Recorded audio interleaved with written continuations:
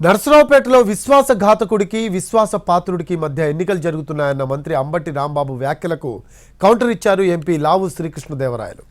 మనస్సు చంపుకొని స్క్రిప్ట్ చూసి మాట్లాడుతున్నారని అంబటి వాదనను తిప్పికొట్టే ప్రయత్నం చేశారు లావు శ్రీకృష్ణదేవరాయలు.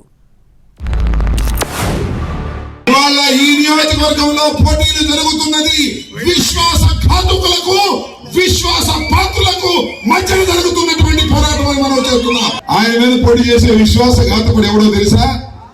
మొన్నటి దాకా ఫ్యాన్కు ఓటు తిరిగి ఓట్లు వేర్చుకొని గెలిచినటువంటి వ్యక్తి ఒక బీసీకి ఇస్తానన్నా నువ్వు గుంటూరు వెళ్ళమంటే ఆహా నేను బీసీకి ఇస్తే ఒప్పుకోనని ఆ బీసీ మీదే పోటీ చేస్తానని సైకిల్ ఎక్కిన విశ్వాసఘాతకుడిని డిపాజిట్ లేకోకుండా కొట్టాలని కూడా మనం చేస్తున్నాం. ఆయన మనసులోంచి మాట్లాడుతూ ఉన్నారు. స్క్రిప్ట్ ఇస్తే తీసుకొని తప్పక మనసు చంపుకొని మాట్లాడుతూ ఉన్నారు.